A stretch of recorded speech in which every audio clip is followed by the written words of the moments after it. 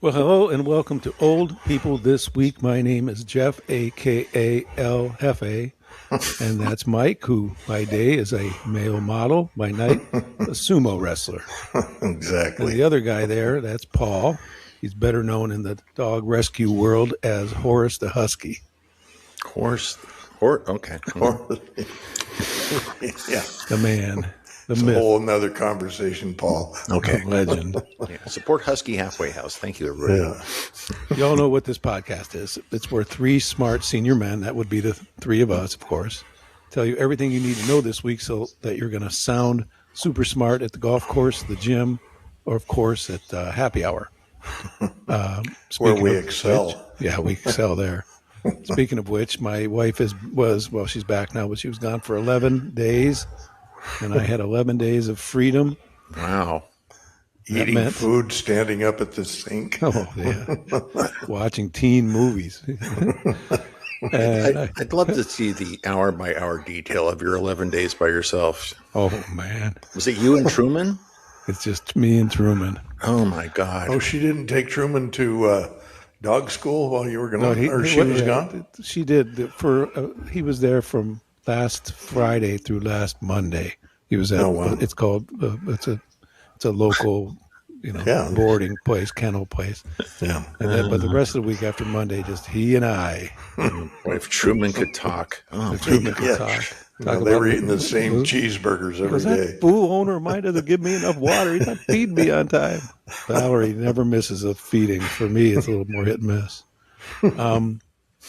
I went to happy hour. That's what I did. And I ate stuff like they have wings. I usually don't have wings. I gorged myself on wings on this past week. Sounds like a good time.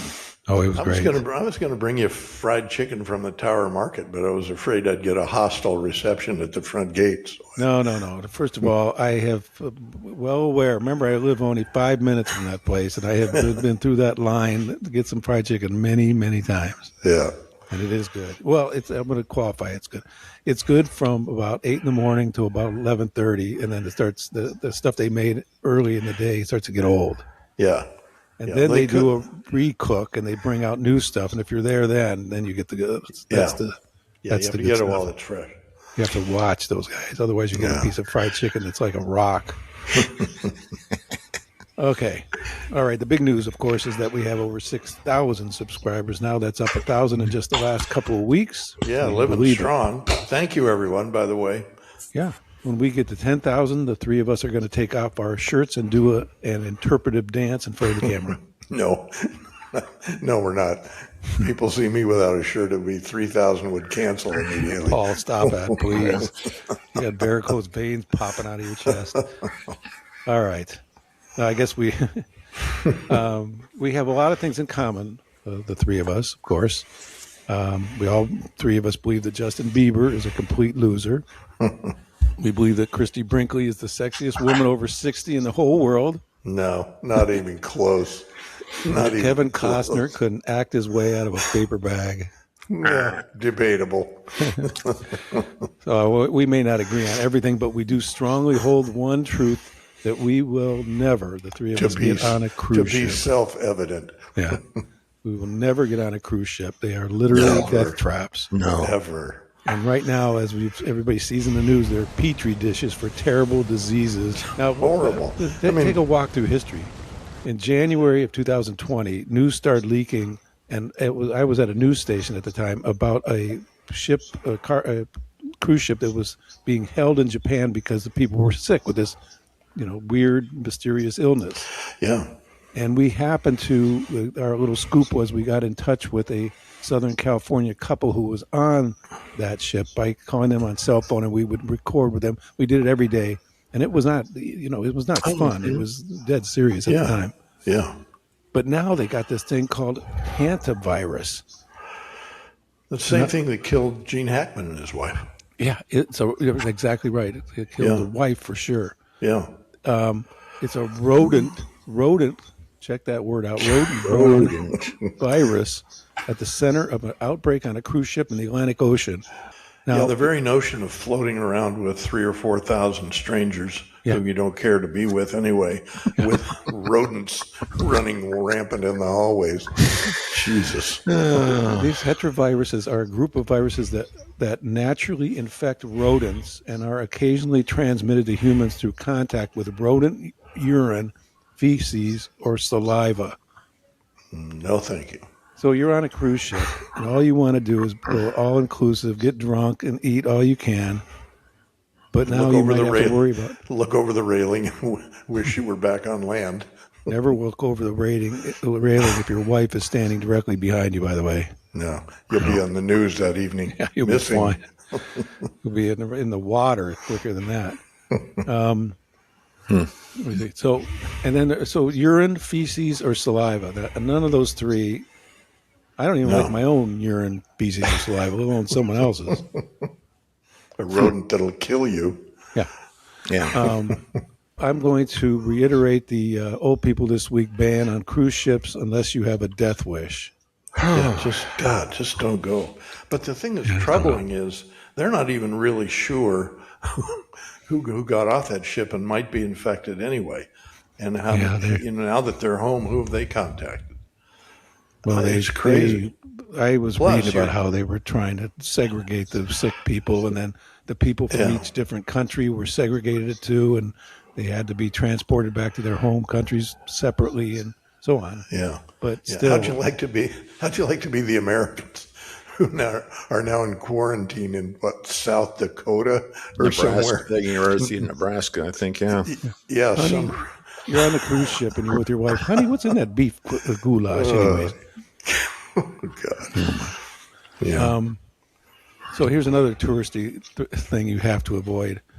A German tourist has died after a snake crawled into his pants and bit him at a show in a place called Hurghada, a popular beach holiday destination in the Red Sea in early April. Now, bottom line is, this is one of those things where they had the snake charmer, and these stupid German tourists is watching the snake charmer going, doo, doo, doo, doo, doo, doo, doo, doo. Next thing you know, he's got a cobra down his pants. Yeah, and the snake gets away, and he didn't have the presence of mind to move or run. How does I'm just going to sit here. Maybe he'll crawl right by me. Yeah. No. The two reptiles involved, by the way, reported to be cobras, were draped over the neck of audience members. So they went out as part of the stunt. They say, "Hey, you sir, Paul, come here. Let me drape this cobra over your neck." Next thing you know, the snake charmer let one of the snakes crawl into the trousers of the German man and bit him in the leg.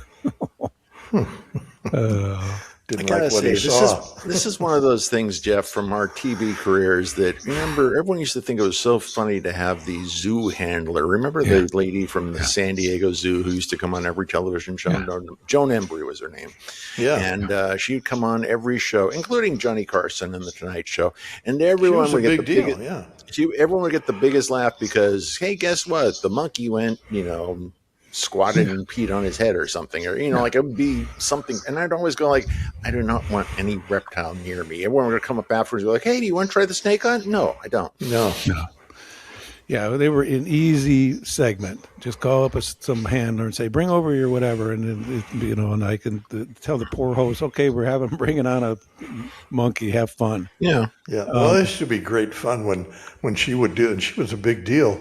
She'd come on Carson, and he'd jump up from his chair and go hide behind the desk. Yeah, they were great moments, and absolutely. Carson knew how to play that too perfectly. Yeah, it was funny. Well, there was no video of the German fool getting the cobra down his pants, but I found this video of two women in Morocco watching a snake charmer work. Now, watch his video.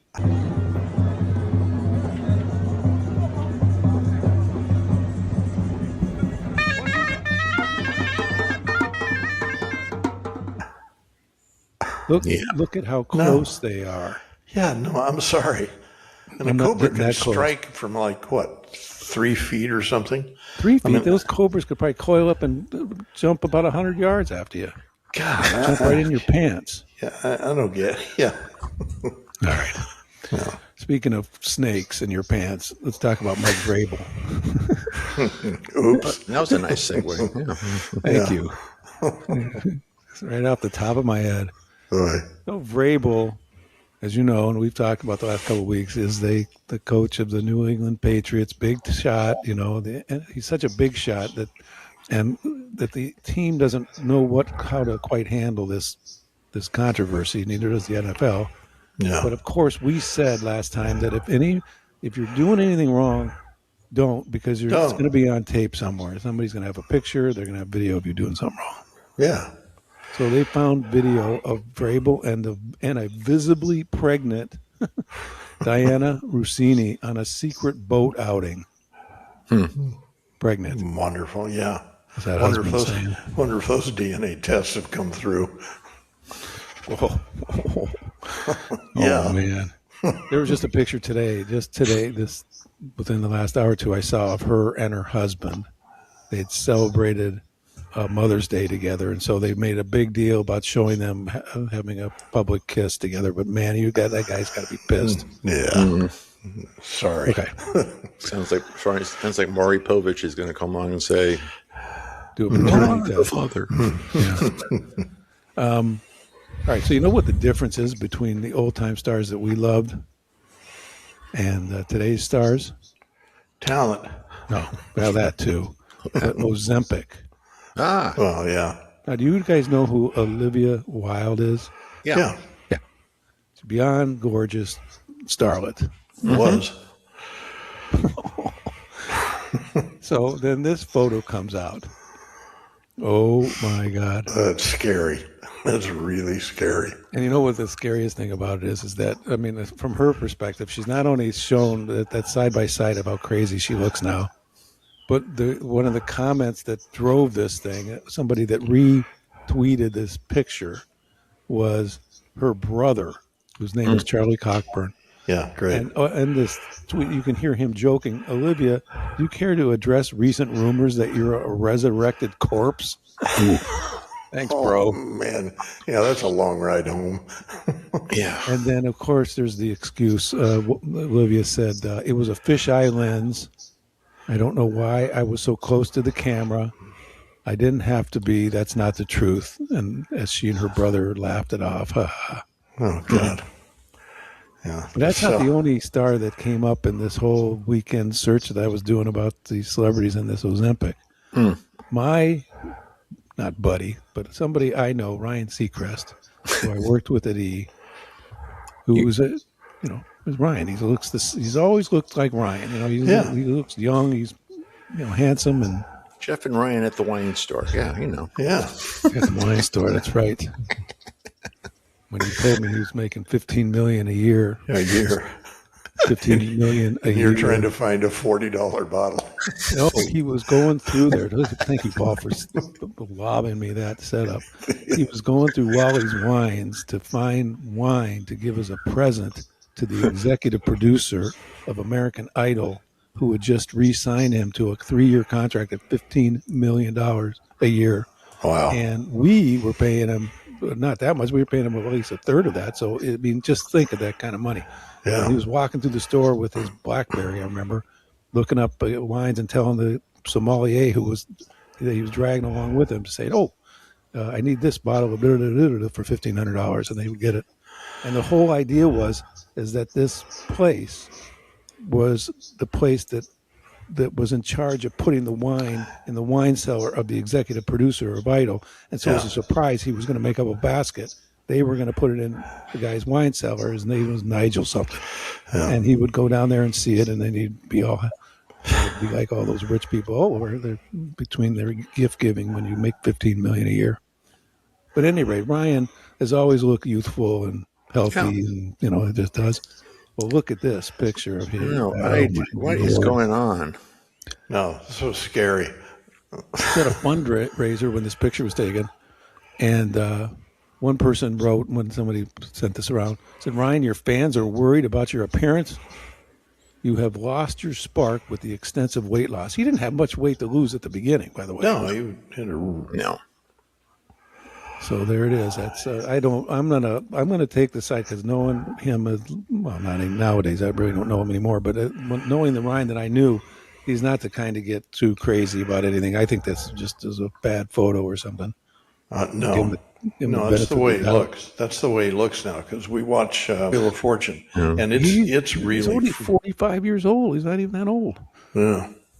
Something. I mean, the pictures when they first came out, it was like, oh, something's been altered, something's been done, and then I'm with Mike of the director and the lighting people and makeup and all that do a good job on Idol. I can't really see what is so dramatic on the still photos, but on Wheel, it doesn't look to be quite as forgiving. I'll say the word. On Wheel of Fortune, when you're shooting, 4 shows a day or whatever they're doing, you just get them out there, get them in front of camera. Yeah. Slap some makeup on them. It's pretty harsh. Yeah. Interesting little side note on Ryan. He bought a home in the wine country from a couple who are maybe our closest friends. And he paid $22 million for it. And he has it on the market now after it's been up for quite a while, isn't it? Yeah, I think it's been up for a while. 2.5 years now. Yeah. And he's dropped the price down to $19 million. So he's going to take a loss. Well, a loss. It's a bigger deal than that. His insurance the first year he bought the house, because it's in the Napa Valley, and no one can get insurance anymore because of the fires. Oh, right. His insurance bill the first year he owned the house was $300,000. You might as well just go without insurance then. I mean, guys in his class, that's what they're doing. These people own these beautiful homes up there now. It's just, they call it self-insurance, which means if your house burns down, you can afford it. Yeah. Well, honestly, makes sense. Yeah. You would like to know this, Mike, is that Seacrest, when he was working at he bought a house from Kevin Costner. Ah, see? Up in the Hollywood Hills. And it had a big wine cellar. That's what I told you, that Seacrest collects menus from famous restaurants. Yeah. So he goes to French Laundry up there. They give him a menu, they autograph it, the chef autographs it, and takes it back, and he would mount them in his in this giant kitchen he had. Well, I want to have that room. Pretty skinny guy for drinking all that wine. Yeah, he is. Yeah, hey, that's another. He's just a healthy guy, so whatever. Yeah. All right, and the more news that we've spoken about before about our friend Kim Kardashian. This is great. Unfortunately, she's reportedly taking a break from taking the California bar exam after last year's failed attempt. Yeah, the third failed attempt. Yeah, she's skipping the February exam, or she skipped the February exam and has no plans to try again. Yeah, gee. She's a life-altering decision. Now get this. She's also taken the California quote-unquote baby bar exam. Which I had never heard of, but okay. Which is required for entrance to her legal apprenticeship program 3 times before she finally passed it on the 4th try in 2021. So she can't even pass the baby bar. No. Come on. But she didn't have a regular law school experience. We talked about this way back when. No, she did the observational degree. Yeah. She was allowed to go an apprentice or basically be an intern at at law firms, and that counted. Yeah, by watching trials. She wasn't watching any trials unless it was a soap opera. It's just another way to get her name in the Well, it didn't work. It comes off worse when you can't pass the bar. Yeah. Well, I don't think anybody was ever holding her up as being a scholastic icon, but... No, but she was holding herself up. She bragged about it like I'm going to be a lawyer, so there you go. Yeah. It's tough to pass. Yeah. But Kim Kardashian, come on. Yeah. No, you have to be a nutcase to study up for it. The only test that's harder, by the way, in the world is the test to be a sommelier. Probably requires longer and more attention. Now, when I smell my bottle of Boone's Farm, the aroma, Fresno. a little bit of Fresno. Some stainless steel tank in Fresno. Boy, that's tasty. It was served out right from where the future railroad tracks are coming through the field. You smell it, yeah. Served out of a box. All right, I have to do this story. One of you guys sent it to me. The Thai guy is from Thailand, and he decided to go out in style by having some strippers or exotic dancers, to be fair, perform at his funeral.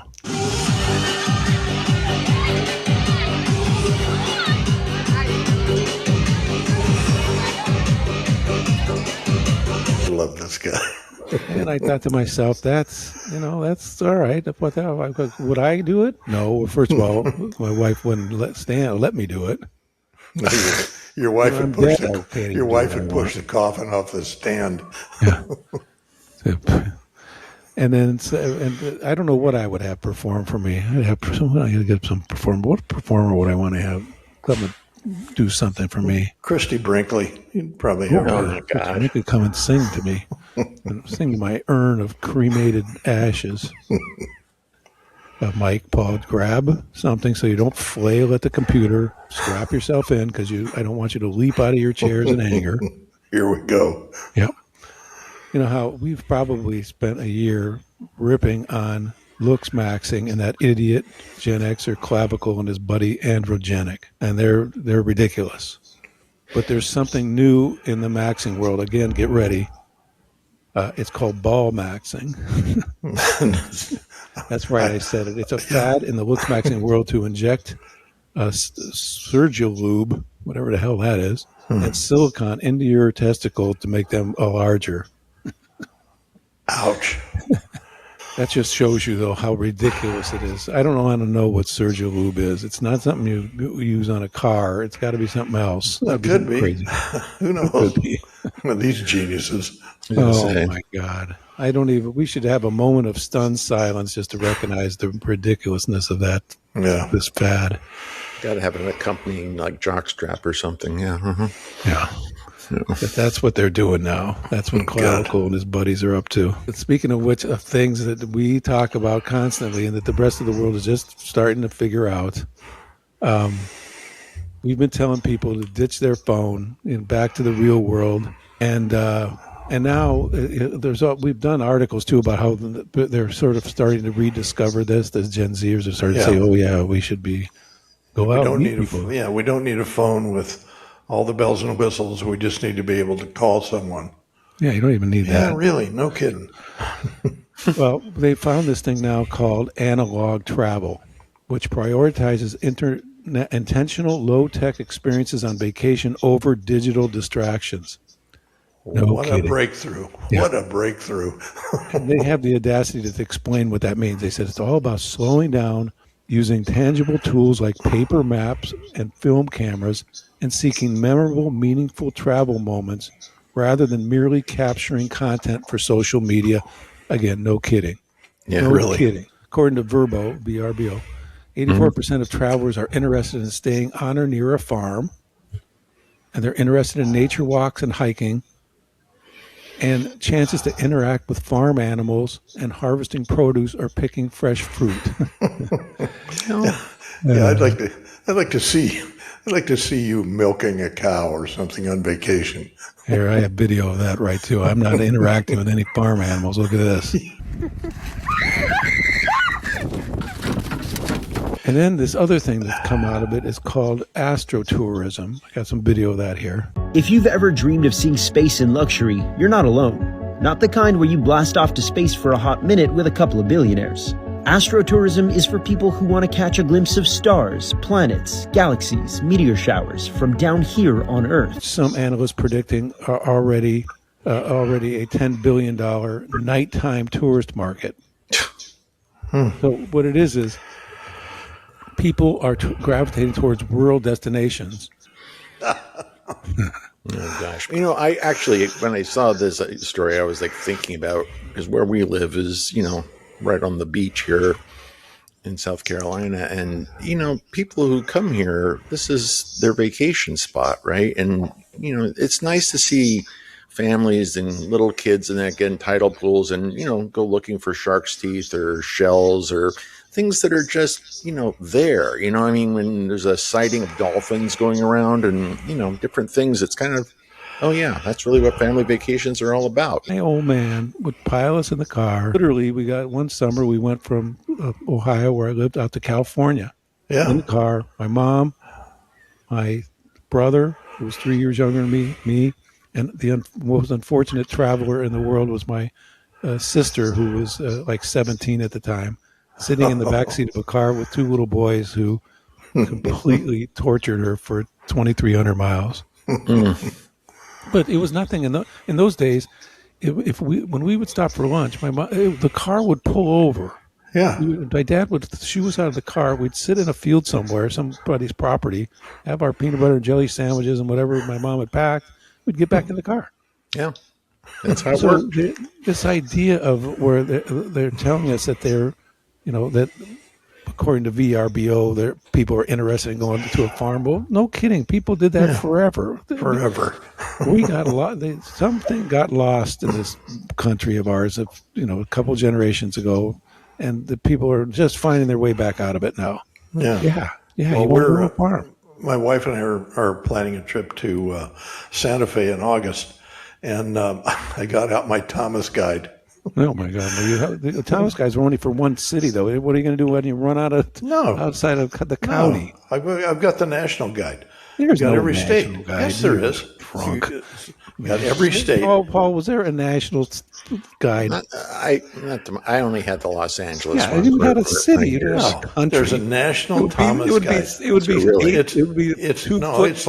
It's like 18 inches wide by 24 inches tall. It's a big book. Yeah. Well, the LA book was this thick, anyways. It was like 4 inches thick. And you're telling me you have one for the whole country? You're lying. I'm going to come over to your house. I'm going to come over to your house. I'm going to rent a U-Haul truck and haul it over and show it to you. Yeah.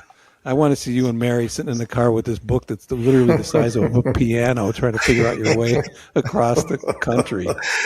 Oh my goodness.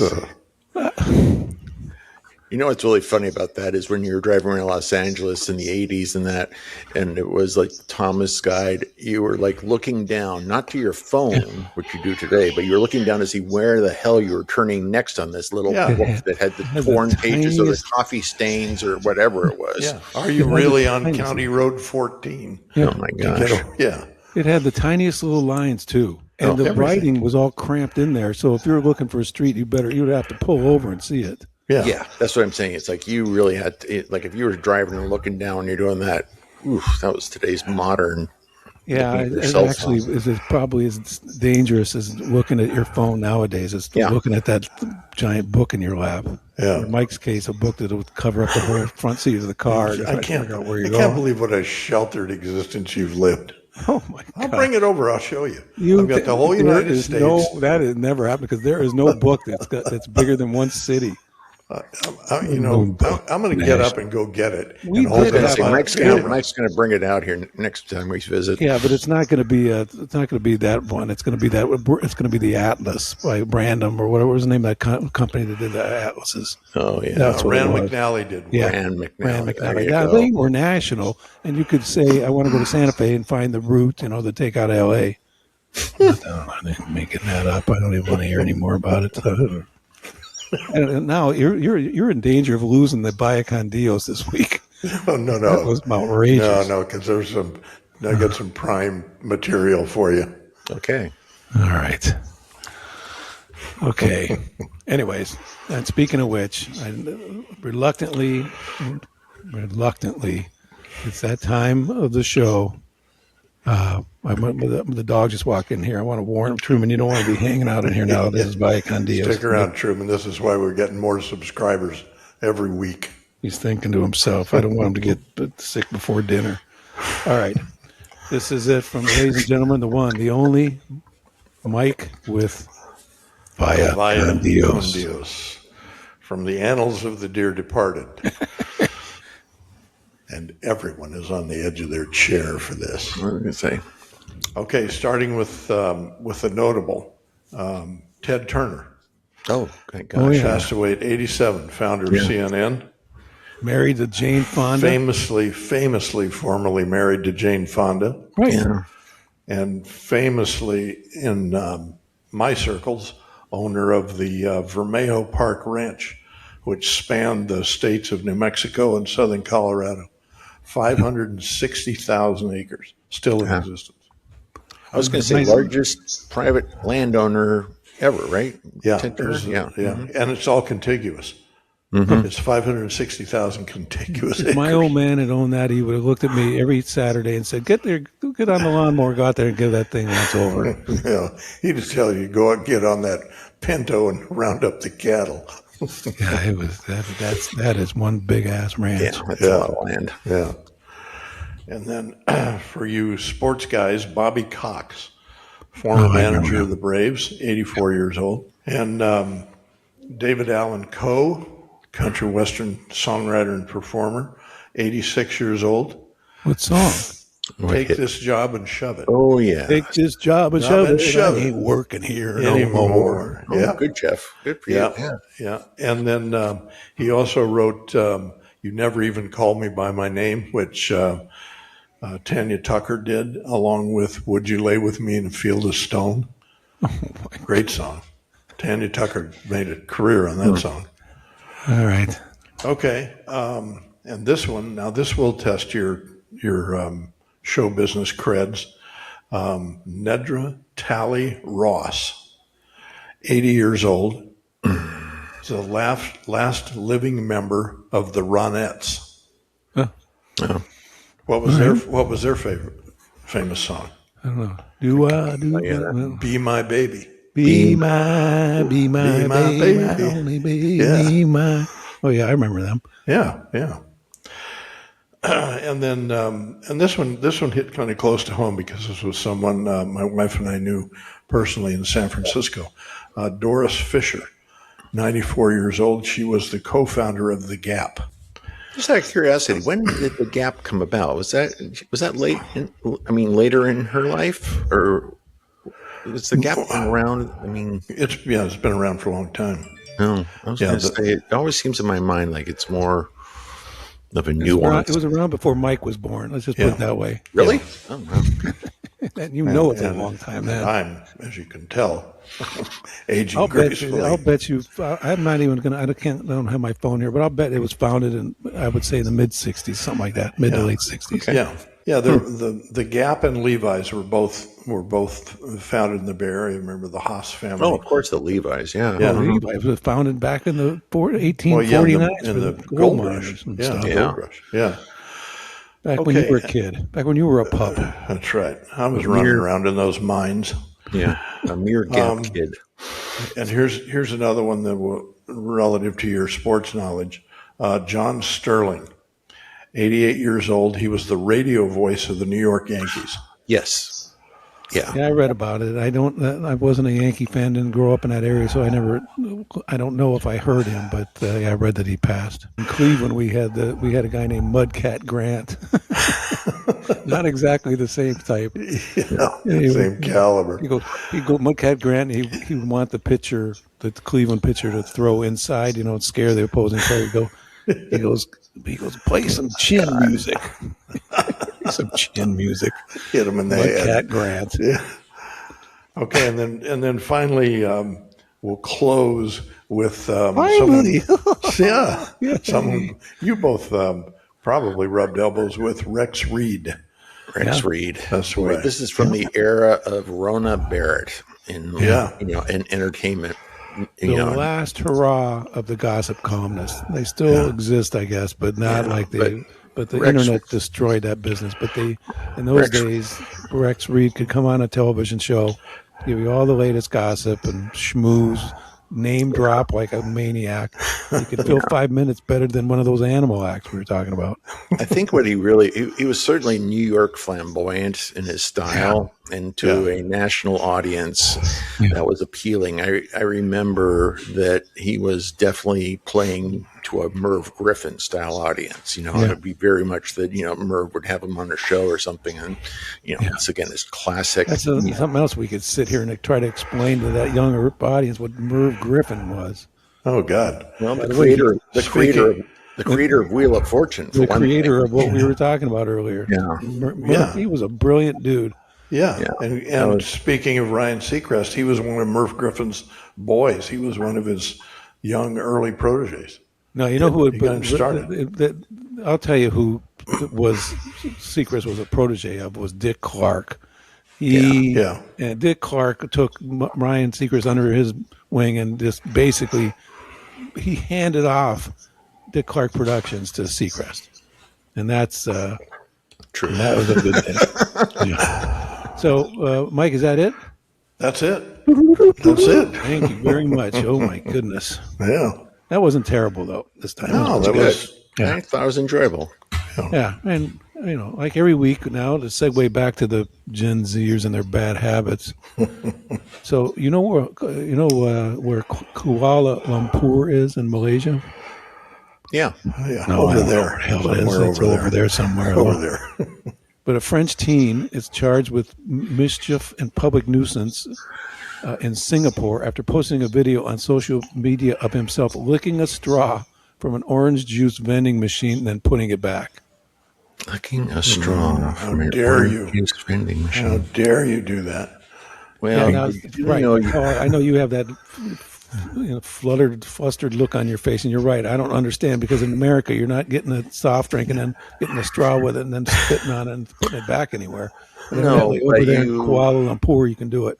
Yeah, but also you can be arrested for chewing gum in Singapore because of the waste. Yeah, they have no. They'll cane you for it. Yeah, they have no sense of humor. No, they don't care. They don't want anything. There's some laws that you have to be very well aware of. I will tell you, this has nothing to do with this story directly, but as far as laws go, in the United Arab Emirates, if you take a taxi, and a gentleman once was leaving the airport and the taxi hit a camel on the road, and whose fault do you think that accident was? It was the passengers, because if he had not hired the ride to go that destination, that would never have happened.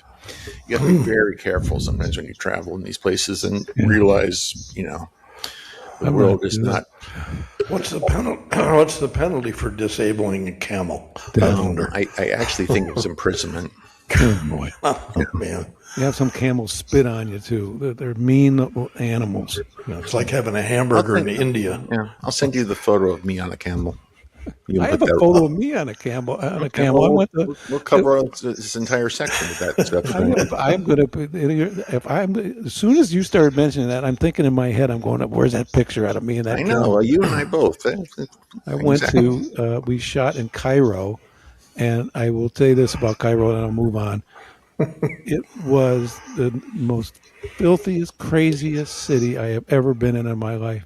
It was a constant dust storm. Traffic was unbelievable. The only way they could stop, there's no stop signs or anything like that. No. They wanted to stop traffic. Guys in guns came out in the middle of the street and stood there and made the traffic stop. It was insane.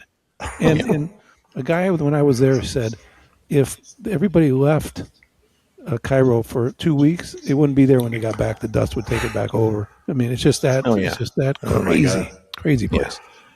All right. Speaking of crazy things, travelers on an East Tennessee interstate, so in Knoxville, Tennessee, were forced to brake and stop and get out of their car because a truck carrying 1 million bees crashed on there. Why would you get out of your car? Yeah, that's true. Stay in your damn car. All of a sudden, you're following somebody along. All of a sudden, a truck crashes in front of you, and I would be praying that like wine would roll out of the back of the car or something that I could grab, or cash, or steak or something. And with my cash, but not 1 million bees. Actually, the weirdest thing, we used to have bees at LAX. There used to be, and I didn't know where the hell they came from, but with all the concrete around an airport, you wouldn't figure that they would lop onto the side of jet bridges and baggage carts and really weird ass shit. And I mean, it would shut everything down because, you'd get a watermelon size amount of them, attached to something. Yeah. And, it's pretty, impressive just in their scope. I was at UCLA one time about 15 years ago for a kid's soccer game. One of my kids was in a soccer game. Yeah. And normal. I mean, it was like a tournament, so there's many games going on at once, people all over the place, parents. And in these bushes near one of the fields, these little kids found a bee hive, right? Like a big ass beehive. Well, nobody's paying attention, and these little kids go over there with sticks and start beating on it. Oh no! And all of a sudden, you have people screaming and running pell-mell in every direction. Mom, dads, kids, everything. It was complete, utter pandemonium. Nobody got Way bit. to go, Junior. Yeah, but those kids, oh my God. All right. Let me see what else is left. Oh, our Florida story, of course. And this is a good one. Thank you, Mike. 2 18-year-olds in Florida were arrested after driving a lawnmower into a Target store for a prank video. Attaboy. And here's that video. There you go. Oh my God. Oh my God.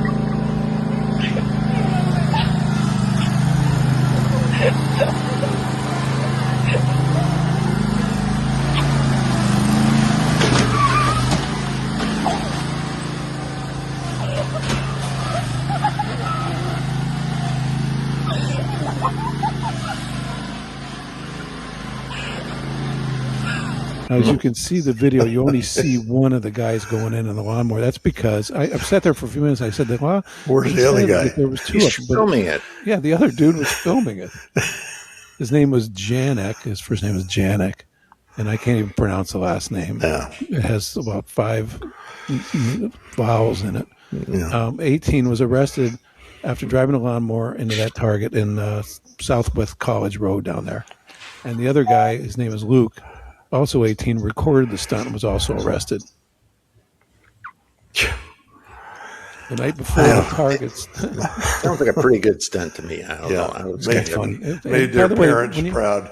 Yeah, as you watch it, it doesn't look like he was injuring anybody. It just looks like they're having a good time. The night before the Target stunt, the guy with the unpronounceable last name used a leaf blower inside a Culver's restaurant. So they're going around doing these stunts. Oh, brother. I like that too. I don't know. Okay, that's it. I'm sending Mike his Ozempic to get rid of the cheeks now. Ryan Seacrest sent it to you. Yeah, thanks for noticing, by the way, my stunning 1 week growth. It looks better than that, whatever that you looked the last time. The hair was all over the place. Well, I told you last time I was going to grow more hair in 1 week than you have, and I've just about surpassed you. You can't grow hair. That's fake anyway. Look at that. Paul, yes. Tell me, if this mic is, but do you think that's a rug? No, this is perfect. Look at that. Look at that. Of course, a white rug. That looks like a perfect number 2 to me. All right, we're done. Now, he doesn't. I know. Yeah. All right, that's it. We're done. Thank you for joining us today. Remember, if you want to leave us a comment or you want to have someone you'd like Mike to include in his Via Con Dios segment, to email us at oldpeoplethisweek@gmail.com. Or tell us where you're going on your someone vacation. whose demise you're planning and you want to have them included. I'm taking my husband on a cruise, and only one of us is coming back. So do your Via Con Dios. Here's his name and some highlights of his career. Please subscribe. If you subscribe, we will we'll go crazy because we're getting close to 10,000. We're going to go nuts when we get 10,000. Yeah. You can always call us at 310-800-1839. And we have a website now. It's not much, but someday it may be. And that is oldpeoplethisweek.com. And finally, check out our Substack, or my Substack, really, because these two don't really participate. By the way, Paul, you should have let me include that story that you put on Facebook about Mom's Day on there. I will. You can. Yeah, that was very good, Paul. By the way, you can, Jeff. You may do that this week and share it. And last, of course, is here's Reese with the Old People This Week quote of the week. But for the three of us, Mike, the sumo wrestler, Paul, the husky man, we say adios. El Jefe says adios. Thanks, everyone. Here's the Old People This Week quote of the week. I cook with wine. Sometimes I even add it to the food. W.C. Fields. Oh, that was fun. Yeah, that was fun. That was good inputs. All right, guys. That was a good one. So I'm going to have to get busy here because I have one last night. There's a fun side note. There's a couple from Canada who come down and usually spend 2 weeks at a time. Their daughter's a really accomplished young golfer. So they come down and she plays in a couple of tournaments. But they live in British Columbia somewhere. So they were playing today, and I ran into him at the golf course, and he came running over and he goes, "Hey, you guys are really tough on those Gen Zers." Are you serious? I said, "Yeah, I'm serious." I said, "Dwayne, way to go. I appreciate you watching." And he subscribed. Oh, that's good. That's what we need more of right there. Yeah. All right, fellas, take care. I will be in touch. Have a nice evening.